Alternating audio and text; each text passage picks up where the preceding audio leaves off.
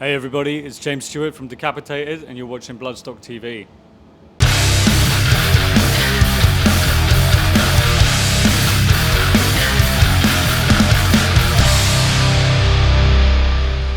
Welcome back to Bloodstock TV. I am sitting here with James from Decapitated. How are you, man? Very good, very good. A little tired after the show, but well. cool. Yeah. What can you do? It's part of it, I suppose. You do put everything into it. I can vouch for that. Just a quick one. So look, now that you've settled into Decapitated, and everything is running along smoothly, do you find that it's you're very settled now? You're in a great place, and everything's going well. It's pretty much it's a well-oiled machine at this point because we've been rehearsing a lot. We've done the last album, Cancer Culture, together, so it's kind of all just rolling easily along. Yeah. It's I suppose normal is maybe the wrong word, but that's what it sort of feels like now. It's kind of very day to day. Yeah. And when you decided to leave Vader, that was a massive decision for you. Did it take some sort of getting used to? Because that was a decade of your life, So it was. And it did take some getting used to, because of course, I was still thinking in terms of that I was still session for Decap and still mainly in Vader. So I would talk about Vader like us and Decap like you guys. And so even simple things like that, it took a while for me to switch my thinking. Yeah, but it's still very much us when it comes to Vader as well. I'm still good friends with everybody.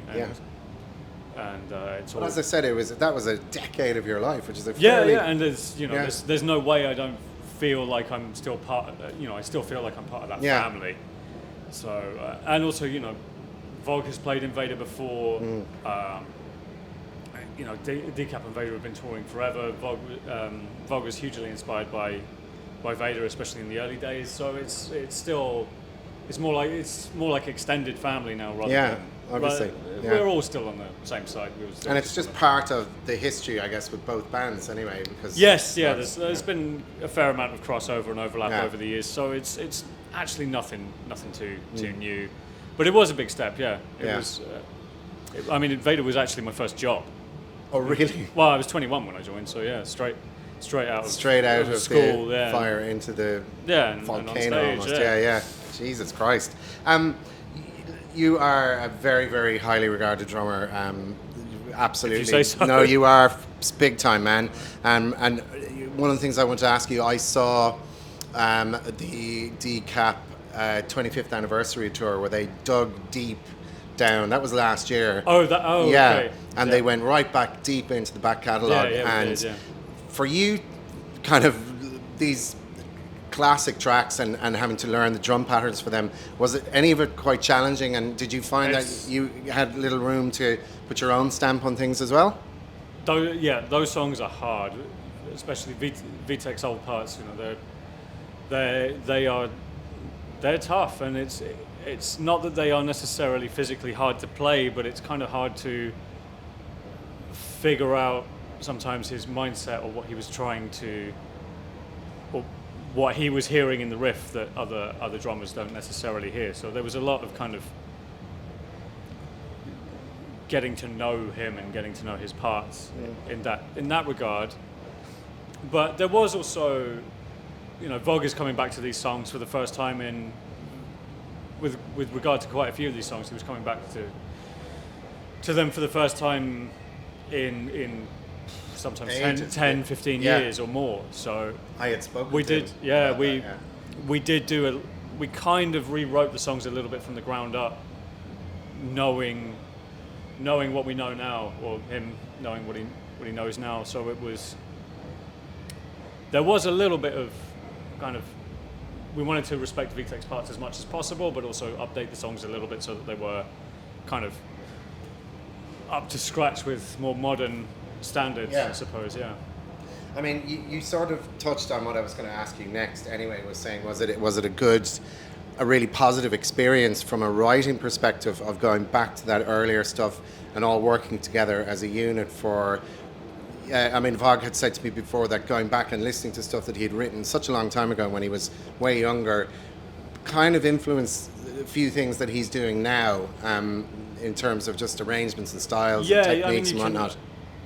I mean, that's definitely something more for Vog than for me, because for me it was first time anyway. Yeah. But of course, for him, he's remembering stuff that he hasn't thought about maybe in a long time. For me, it was discovering some, learning a lot of Vitek's parts, some new ways of playing along to Vog's riffs, and of course, Vitek and Vog being brothers, they had a completely different kind of connection than just a regular drummer and guitarist. Yeah. I mean, the other similarity is obviously Pantera. They kind of just were in sync all the time with each other on this kind of stuff. So it helped me get a lot closer to kind of be more in sync with Vog, and it helped us gel as a unit. I think going back to those old songs and learning those parts. Yeah.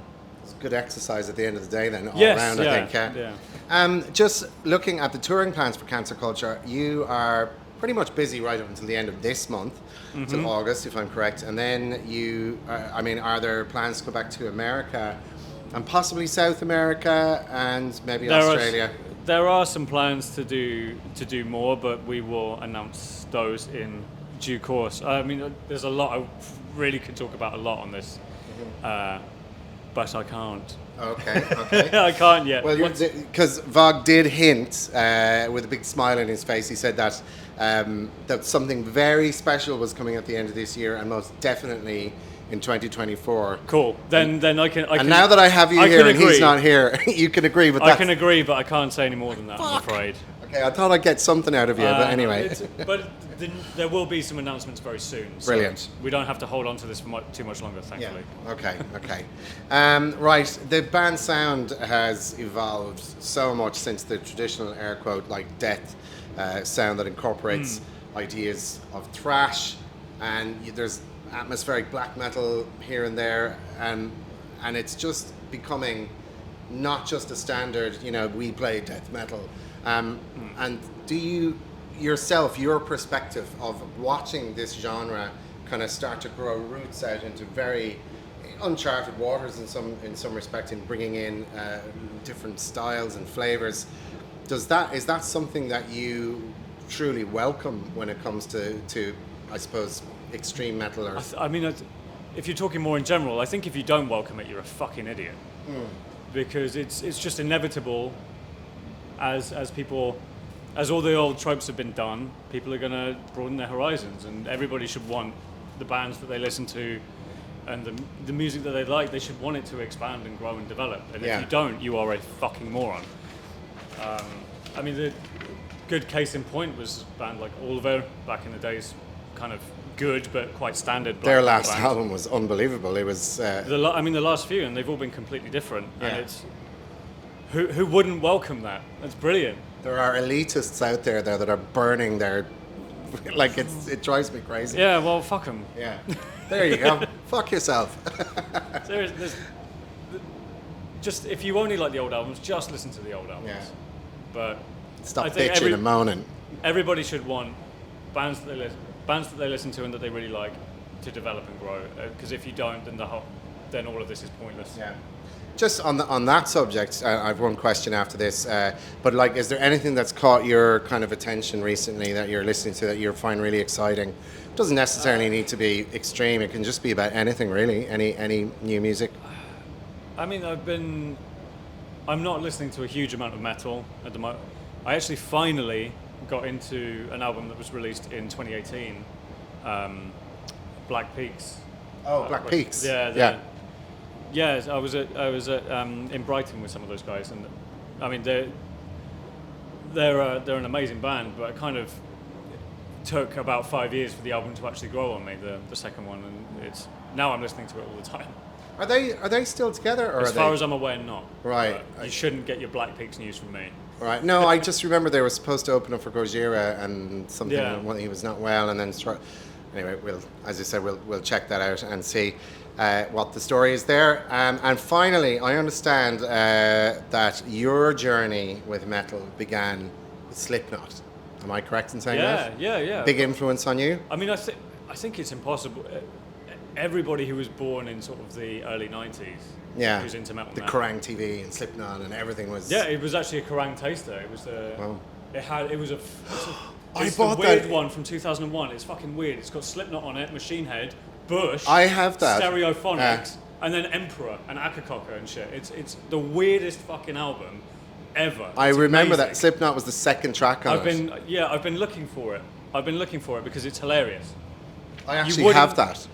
Today, you would not fucking believe that was released because it's insane. The compilation it's mad. It's mind-boggling. It's brilliant. And actually, quite a few people I know have. We've all developed similar tastes, and it's largely due to that record. Do you still have a soft spot for those albums that you grew up with? I mean, Joey must have been a massive influence on you. Yeah, of course. I mean, sure. he was into that. Slipknot was the gateway into extreme metal for a lot of people because of Joey, because of how he plays. There's a lot of blasting in there. They were clearly listening to a lot of kind of more, some black metal, some death metal. I mean, Joey was even in a band with Attila for some time before he died. So it's, I mean, for sure there's enough of that in there, but there's got the pop sensibilities and the choruses that are kind of very appealing to someone who's just getting into it. So yeah, I do still have a soft spot for those old ones. I think it's quite normal. I think everybody has a soft spot for the first albums that started the journey. You never forget them, even if they're not objectively that good. But with Slipknot, certainly the first 3 albums are objectively very good. So that's an added bonus. They turned that. It was one of those bands that came in and just turned everything upside down. Yes, yeah, for sure. All right, well, we have pretty much run out of time. But once again, listen, thank you for stopping by. Yeah, no problem. Thanks for having me. We'll have you obviously on again when we have the chance to. But in the meantime, there's loads of stuff happening with Decapitated that we don't know about yet. We're going to try and find out. Yeah, you're going to have to stay tuned. Stay tuned. Yeah. But it sounds like it's imminent anyway. So keep your eyes on all Decapitated socials and on Nuclear Blast as well on their website, and you will get all the information there. So, dude, thank you so much. Appreciate it. Thanks Cheers. A lot, man.